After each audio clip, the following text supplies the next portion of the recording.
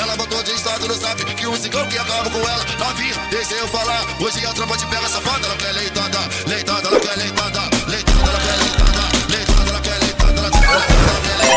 Leitada, ela quer leitada. Leitada, ela quer leitada. Leitada, ela quer leitada. Na cara, ela quer leitada. Leitada, ela quer leitada. Hoje eu vou te arrebentar. Nice.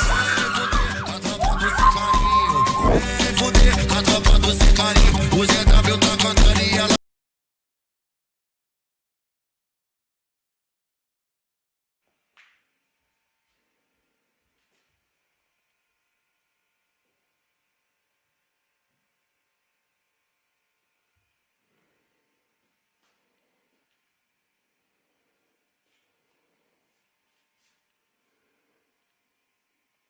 Hey everyone, welcome back to the shop. The night is quiet. The only sound is the low electric hum of the old fluorescent lamp hanging above the bench and that deep, familiar smell of dust, oil, and decades-old wood that never really leaves these walls.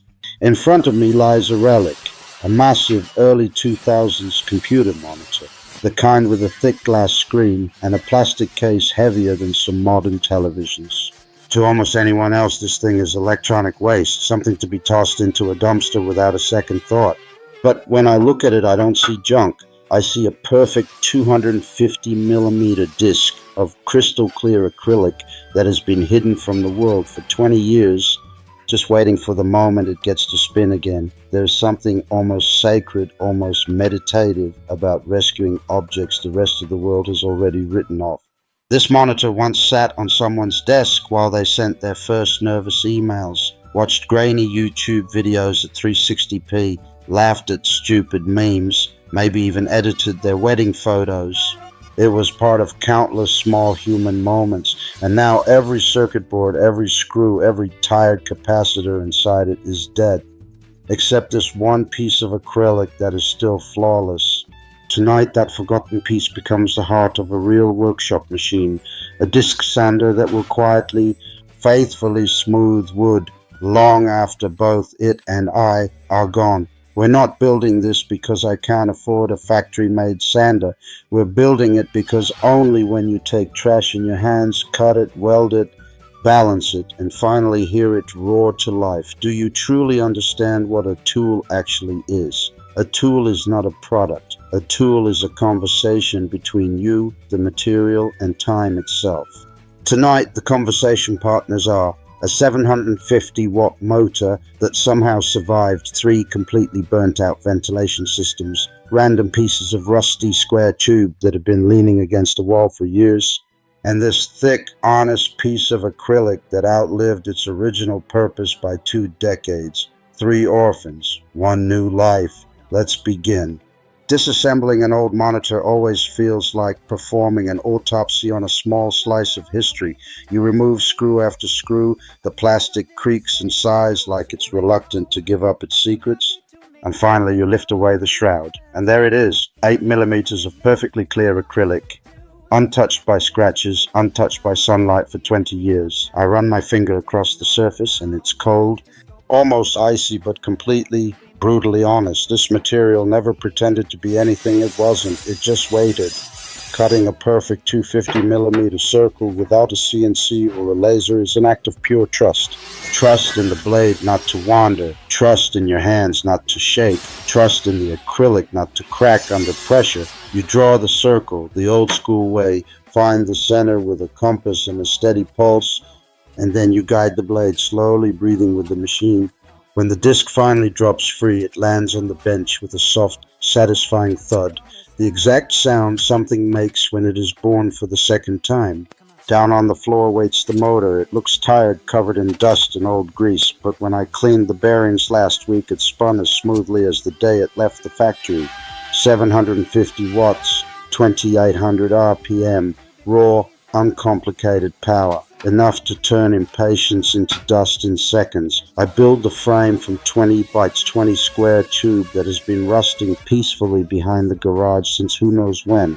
I cut, I weld, I grind, I paint everything matte black so the machine almost disappears into the shadows and only the spinning disc remains the star of the show.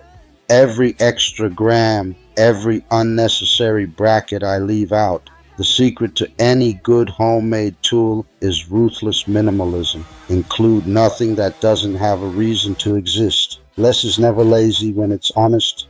The work table is made from another piece of acrylic, thinner this time, almost delicate, but still strong enough to take real punishment. I cut a precise slot so the disc can rise through it like the moon through clouds.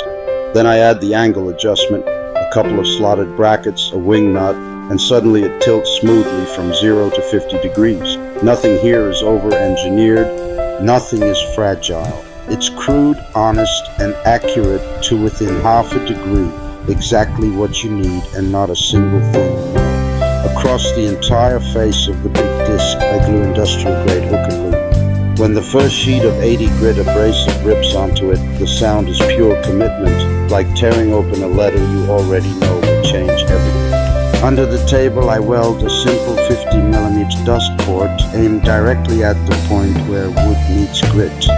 Later, when a shop vac is connected, the storm of sawdust will vanish before it even learns your name. Clean work is respectful work. The first power-up is always the moment of truth. The disc wakes slowly, finds its balance, then suddenly screams into full voice. For a split second, I'm afraid the acrylic will explode into 1,000 shards, but it doesn't. It just sings. I take a rough piece of oak that has been sitting in the corner since last winter and press it gently against the spinning surface. Centuries of growth, storms, sun, and wind disappear in warm golden snow that gets sucked away instantly.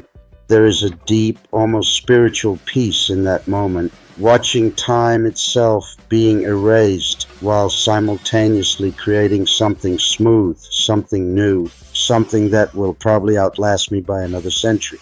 I switch to 240 grit and run the same board again. One more pass and the surface feels softer than skin, warmer than skin, alive in a way no piece of fresh lumber ever feels. This machine doesn't simply remove material.